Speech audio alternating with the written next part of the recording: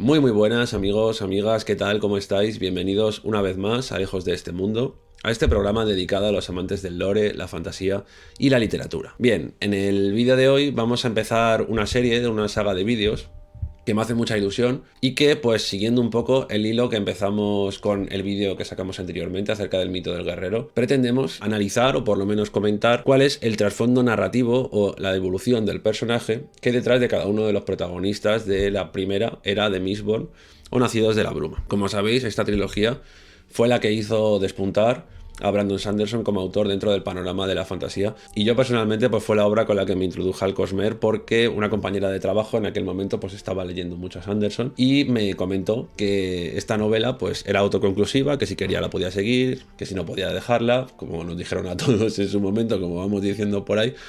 Y nada, pues así fue como me sumergí en estos cenagales. El objetivo de estos vídeos no es en ningún momento realizar un análisis exhaustivo de la biografía de los personajes, ni mucho menos tampoco exponer una verdad acerca de ellos ni nada. Lo que queremos es ofrecer una visión acerca de la lectura que tenemos de Nacidos de la Bruma, y pues lo haremos evidentemente con los libros en la mano, pero también con el análisis y los comentarios e inquietudes que nos ha suscitado personalmente. Así que pues estaremos encantados de recibir vuestra retroalimentación. Si veis que os cuadra lo que decimos, pues estupendo, y si veis que pues vamos absolutamente borrachos con nuestra interpretación del sentido de los personajes y de sus conflictos, pues también nos lo dejáis claro, que para eso está la caja de comentarios.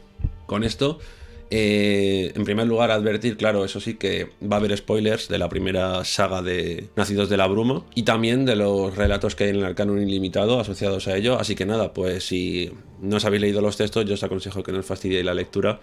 Si hay algo que tiene muy bonito esta comunidad, pues es que somos muy cuidadosos con el tema de que la gente no se le fastidien los libros y todo eso, aunque Twitter parezca un poco que vas esquivando bombas, la verdad, de vez en cuando bajando el feed.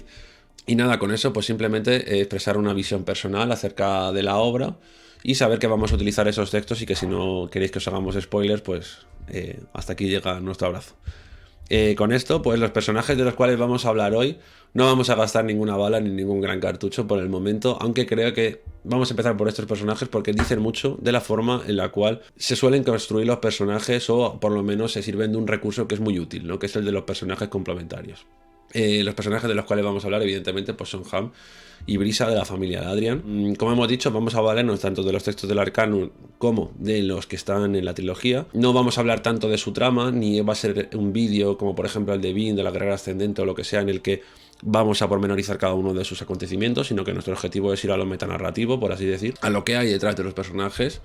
Y pues para ello pues vamos a hablar de estos personajes que son opuestos y complementarios. Como sabéis, para los que os habéis leído, son personajes que son muy interesantes, que quizás para una lectura superficial pues parezcan quizás algo planos o secundarios, pero a mi parecer tienen ellos conflictos internos que les hacen rehuir de esa dimensión de personaje plano, y sí que tienen una evolución y son personajes redondos, pese a estar un poco en la periferia, o si se quiere la silueta de lo que va sucediendo a lo largo de la novela. Estos personajes, pues como sabemos al principio, se nos presentan como mejores amigos. A mí me ha hecho mucha gracia recordar ayer y hoy, cuando estaba pensando en el tema del vídeo, el momento en el que se nos presenta, que como sabéis fue cuando Kelsier presenta a Bean al resto de la banda, lo hace en la guarida de Camon. Entonces poco a poco van llegando los personajes, se nos van presentando, llega clubs, etcétera, ¿no? Y llegan estos dos como pin y pon, no me acuerdo si llegan juntos o separados, pero sí que se nos los presentan rápidamente como un contraste que vamos a ir desgranando a lo largo del vídeo, ¿no? En primer lugar, como veremos, son opuestos, por así decir, en cuanto a su condición alomántica. Uno desarrolla poderes físicos, mientras que el otro se refiere más a la rama de la emocional. Es cierto que esto no quiere decir que haya que encasillar a Ham en un personaje rudo que simplemente se dedica a dar golpes y a propinar palizas, porque no es así. Luego rápido también se le presenta como un personaje con ciertas inquietudes éticas o filosóficas, por lo menos inquietudes, no desarrollos, ¿no? Como veremos luego en el end. Pero bueno, también se manifiestan o se hacen entrever diferencias de temperamento, de carácter, etc. Como podéis ver, nuestra metodología es un poco arcaica, ¿no? Y si nos seguimos valiendo del PowerPoint, pero bueno, es que creo que es más visual y que nos ayuda un poco a todos a ver las cosas, por lo menos a mí.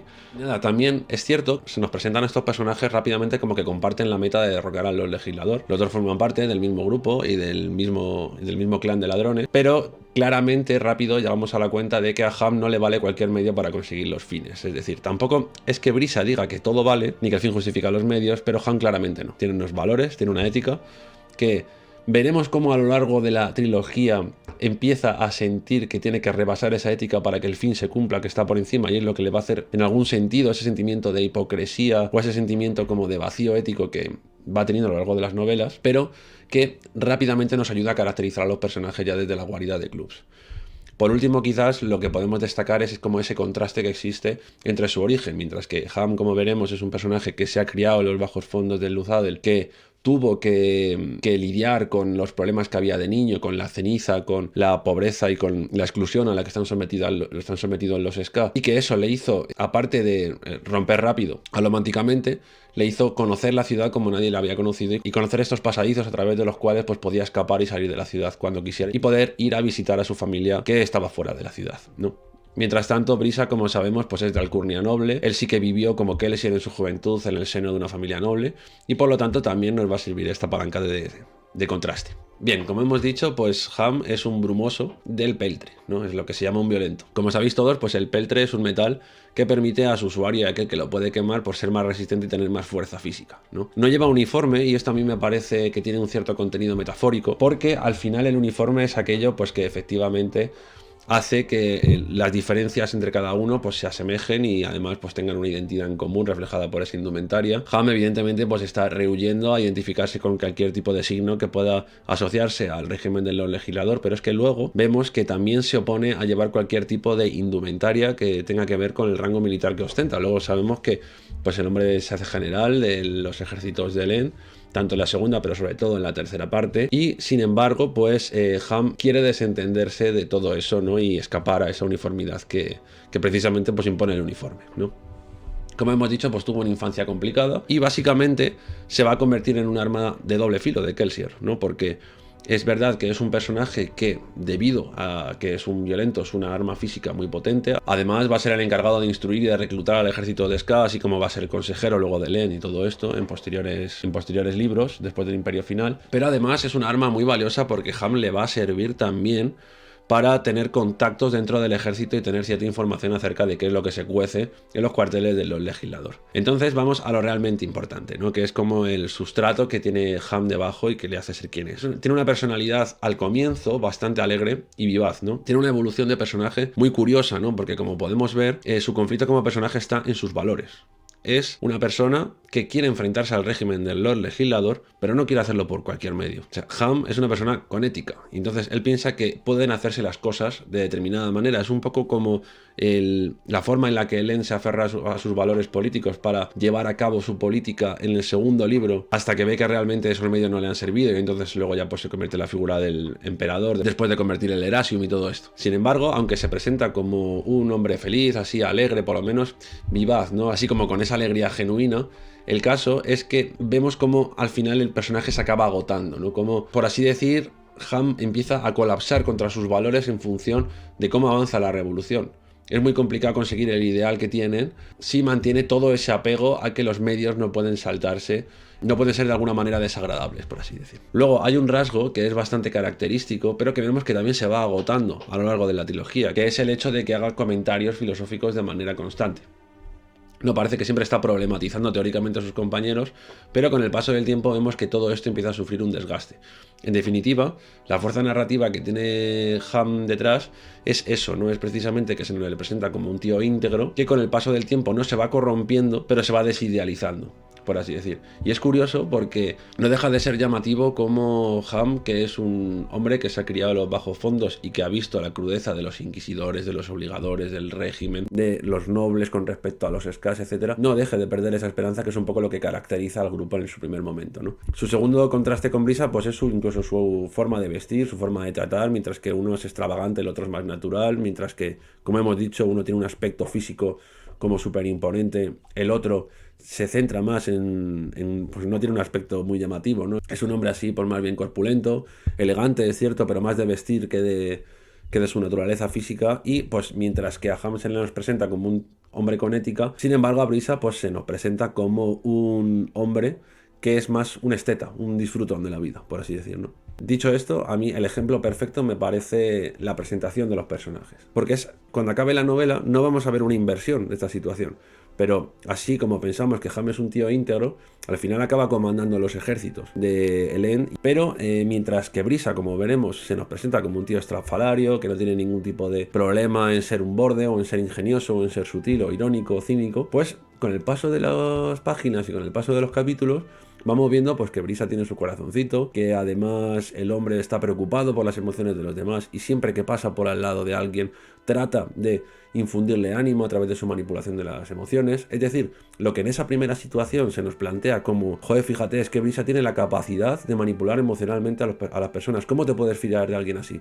Al final, cuando va pasando la novela, cuando van pasando la trilogía, te vas dando cuenta de que solamente alguien tan especializado en el conocimiento de las emociones como es un alomántico como Brisa, que además de tener ese poder es muy bueno usando ese poder, solamente en alguien así puedes confiar la responsabilidad de levantar los ánimos de la gente. Y a mí me parece un arco de personaje muy bonito el que tiene Brisa, la verdad. Porque, como veremos, pues aquí le tenemos, es Edgar Ladrian, es un aplacador, como hemos dicho, un brumoso del latón, es decir, es un hombre con la capacidad de quemar latón y para ello aplacar las diferentes emociones que cada uno de nosotros tendríamos. Es decir, que si él quisiera que yo estuviera enfadado, aplacaría el resto de las emociones que tengo y simplemente me dejaría a solas con la ira. De esta manera pues se avivaría la conciencia de la ira y estaría más enfadado. Como hemos dicho, procede de una familia noble y esto no lo hemos dicho con Ham, pero bueno, es el mentor de Vin. Pero es que todos son mentores de Vin. Es un elemento muy curioso porque, como sabemos, es una novela coral y todos, al ser Vin una nacida de la bruma y el resto ser brumosos, todos van a tener como su ratito de instrucción. Todos van a tener su pequeño protagonismo y su forma de percibir la alomancia. Eso sí que podría ser muy curioso de tratar, la verdad. Interesante ese tema, ¿no? Cómo cada uno expresa su visión de la alomancia en su forma en la que se lo enseña a Vin. De esta manera, en la misión que Kelsier le encomienda, ya en su organización de la revolución, si a Ham le dio la misión de instruir y de reclutar un ejército, que como sabemos pues luego lo llevará a Jeden, etc., pues Brisa lo que tiene que hacer es manipular a la corte desde dentro. Él, como tiene cierto prestigio, tiene por lo menos cierta justificación para estar en las reuniones de la corte, pues entonces puede estar allí y puede utilizar sus poderes para poder manipular a la gente. En cierta medida su carácter es como hemos dicho. Al principio se nos presenta como un hombre así, extravagante, cínico, etcétera, siempre con comentarios irónicos, del que no te puedes fiar, parece como un tramposo. Y a mí eso me llama mucho la atención, porque según va pasando las páginas, sobre todo los libros, es un personaje ciertamente con un carisma curioso. De pronto cuando conoce al Rian, como que se vuelve blando, se vuelve tímido, se vuelve inseguro. Y claro, él no puede dominar sus propias emociones. O sea, él puede dominar sus propias emociones, pero no puede manipular sus propias emociones. Y esto es algo que Sanderson nos va dejando ahí ciertas gotitas para que entendamos ese punto. A partir del Pozo de la Ascensión, pues vemos que adquiere roles de consejero. Ya sabemos cuáles son sus principales papeles en el Imperio Final, que es el de pues, manipular a las masas, estar en las reuniones en las que Kelsier habla, y de esta manera pues alentar a que sean afines a las palabras de Kelsier, o contrario, como sabemos que sucede en el comedor, etc. No obstante, ¿cuál es el conflicto de Brisa? Si el conflicto de Ham era principalmente el que estaba relacionado con sus valores y el que a lo mejor pueda generar un cierto sentimiento de incomodidad con las cosas que va haciendo a lo largo de la trilogía, que se siente peor porque ve que no ha sido capaz de aplicar los medios que más le hubieran gustado para cumplir sus objetivos, el conflicto de Brisa es el síndrome del impostor. O sea, hasta en la forma de presentarnos a Brisa le vemos al principio como si fuera un mercenario tramposo. Es verdad que es un personaje gracioso, pero cuando le vemos en la primera página se nos presenta como alguien del que no te puedes fiar. Él tiene un poco esa fama. Sin embargo, cuando van avanzando los capítulos vemos pues que Clubs confía en él, que Seized sabe que es una buena persona, que Vin ve que tiene un buen corazón. Y entonces al final el viaje de Brisa en Nacidos de la Bruma es ese proceso en el cual él toma conciencia de que verdaderamente le gusta hacerle bien a las personas. A mí me parece un arco de personaje muy bonito, porque al final, como hemos dicho, él conoce a las personas. Para ser un buen aplacador tienes que conocer las emociones de aquellas personas. Brisa conoce la naturaleza humana perfectamente, al dedillo. Por eso es un gran alomante. Pero claro, ¿qué sucede? Que tanta gente le ha podido ver como un manipulador, incluso él a lo mejor ha podido valerse de esos poderes con esa finalidad, que cuando está con sus compañeros se acaba dándose cuenta de que sus compañeros acaban dándose cuenta de que cuando pasan a su lado le ayuda, les da ánimos, les infunde aliento, tarda mucho en darse cuenta Brisa de que es una buena persona. Entonces, pues es un arco de personaje muy curioso, en el cual al final pues acaba, por así decir, superando un poco el síndrome del impostor. También Al-Rian tiene ahí su papel, ¿no? Que además Al-Rian es su contraparte alomantic, porque si él consume latón, ella consume zinc, y entonces ella es una avivadora. Una encendedora, perdón. Y nada, luego quería comentar una cosa, que no sé qué opináis vosotros de todo esto, es que a mí me dejó un poco seco en el pozo de la ascensión. El pozo de la ascensión, sí, iba a decir el pozo final. Que me dejó un poco seco la imagen en la cual parecía que se volvía loco, ¿no? O sea, él ve a Clubs morir, es una imagen que le sobrepasa, es una imagen que va, no solamente es algo puntual, sino que va con todo el proceso de hacer una revolución, de estar en una guerra, la batalla de Luz Adel, una locura. Él se rompe, pero cuando termina el libro y te empiezas el tercero, esta imagen queda en algo anecdótico. Yo no sé si Sanderson tenía la iniciativa o si ha dicho algo al respecto, si es así podéis ponérmelo e informarme por los comentarios. Pero yo no sé si eso iba a tener un mayor recorrido. Me sorprendió bastante porque yo pensaba que iba a tener un arco interesante en el que a lo mejor se convertía como una especie de heraldo, de mensajero de ruina, porque luego sabemos por la historia secreta que las personas que tienen trastornos pues psicológicos pues tienen cierta conexión con el reino cognitivo, etcétera. Y yo pensaba que iba a ir un poco por ahí, pero no sé, ahí me quedé un poco... Se quedó en anecdótico y me sorprendió bastante. Al final del libro pues Brisa y nosotros nos damos cuenta de que no es un impostor y de que verdaderamente pues es alguien que hace algo por el bienestar de la gente, como cuando va a las casas de los Ska en el pozo de la ascensión, va animándoles para que se sientan mejor, o incluso en Urteau, cuando hacen la misma función en los bares. Así que nada, amigos, pues con esto hemos terminado nuestro primer vídeo acerca de esto. Si queréis otros personajes, pues nada más que tenéis que decírnoslo, ya iremos con ello. Va a ser un poco esta la dinámica, ya sabemos que no tenemos el objetivo de pormenorizar las biografías de ningún autor. En el Club de las Tormentas podéis ver unas biografías estupendas. Y pues nada, con esto y sin más dilación, pues un abrazo, me alegro mucho de veros y nos vemos en la próxima.